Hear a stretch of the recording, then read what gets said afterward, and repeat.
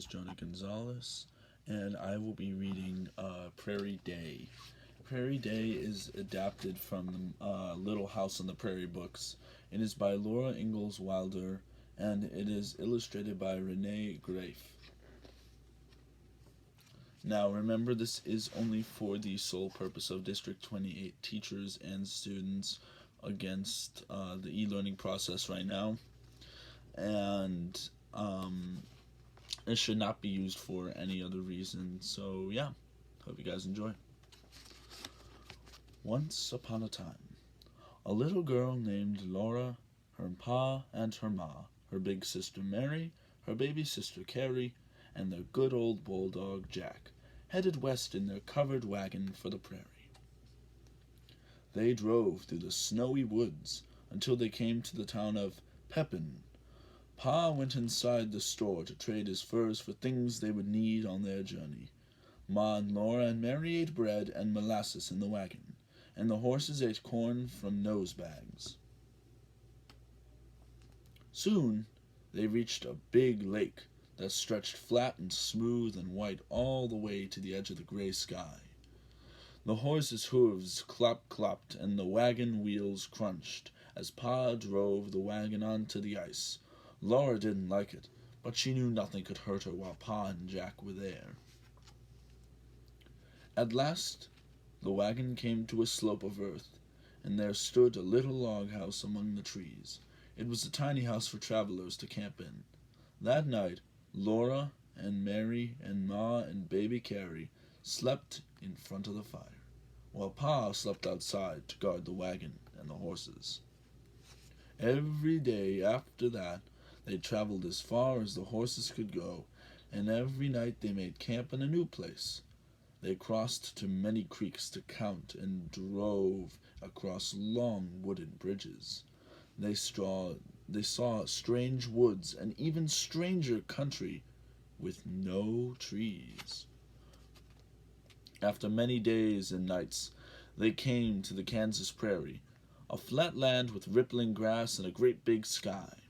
The wind blew Laura's straight brown hair and Mary's golden curls every which way.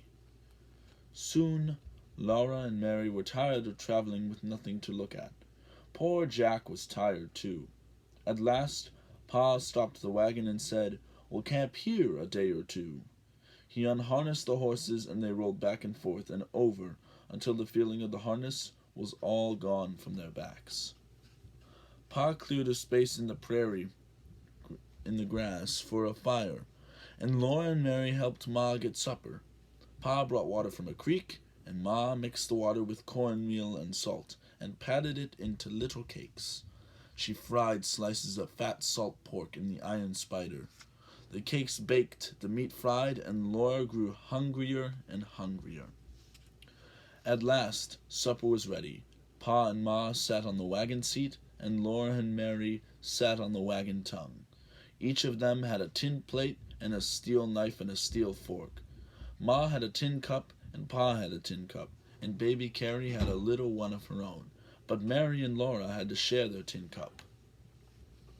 While they were eating supper, the prairie became dark and still, and soon it was past bedtime.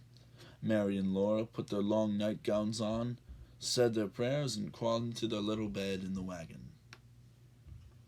The next morning, they all sat on the clean grass and ate pancakes and bacon and molasses. All around them, tiny birds were swinging and singing in tiny voices.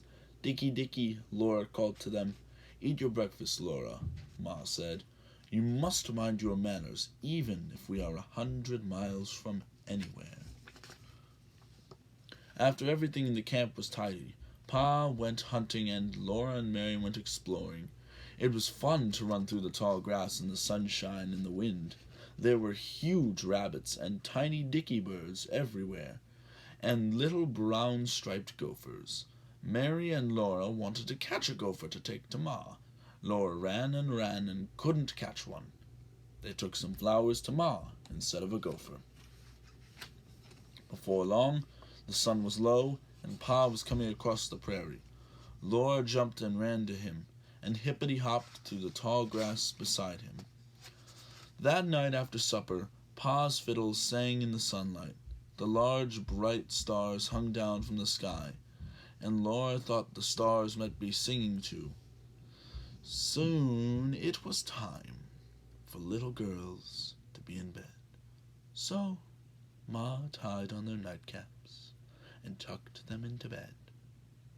And tomorrow they must be on their way again to find their new little house on the prairie.